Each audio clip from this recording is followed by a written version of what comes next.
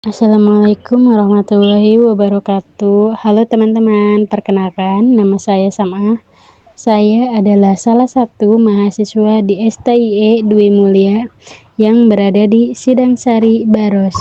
Dan saat ini saya juga akan menjelaskan materi tentang analisis korelasi dan regresi.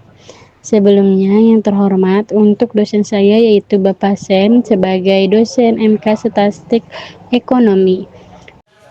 Oke teman-teman, di sini saya akan membahas tentang analisis korelasi dan regresi. Nah, pertama-tama kita itu akan mengenal dasar-dasar analisis korelasi. Untuk yang pertama, definisi korelasi yaitu mengukur seberapa hubungan antar variabel. Nah, selanjutnya di sini juga ada interpretasi nilai korelasi, yaitu nilai dari negatif 1 hingga positif 1 menandakan korelasi negatif, positif, dan tidak ada hubungan. Nah, di sini juga selanjutnya kita akan mengenal dengan jenis-jenis korelasi. Untuk jenis-jenis korelasi yaitu ada 3 jenis. Yang pertama, korelasi positif. Jika satu variabel meningkat, maka variabel lainnya juga meningkat. Yang kedua yaitu korelasi negatif. Jika satu variabel meningkat, tapi variabel lainnya menurun, itu disebut korelasi negatif. Dan untuk yang ketiga yaitu korelasi nol atau tidak ada hubungan, yaitu perubahan satu variabel tidak mempengaruhi variabel lainnya. Dan di sini juga ada rentang nilai. Jadi dari rasio positif 1 itu disebut dengan hubungan sempurna positif, dan untuk rasio negatif 1 itu disebut hubungan sempurna negatif, dan untuk rasio 0 itu disebut juga dengan tidak ada hubungan. Nah, selanjutnya kita akan masuk ke pengenalan analisis regresi, yaitu ada 3. Yang pertama, variabel independen, itu atau bisa disebut nilai X ya teman-teman. Di sini variabel independennya itu faktor yang mempengaruhi variabel dependen.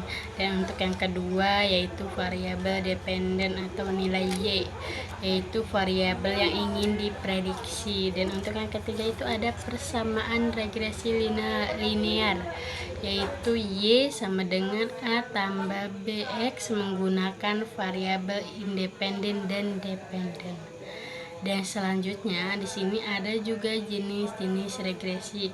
Untuk jenis-jenis regresi juga terdapat 3 jenis. Yang pertama yaitu regresi linear sederhana, yaitu melihat satu variabel independen. Contohnya pengaruh jumlah jam belajar nilai X terhadap nilai ujian nilai Y.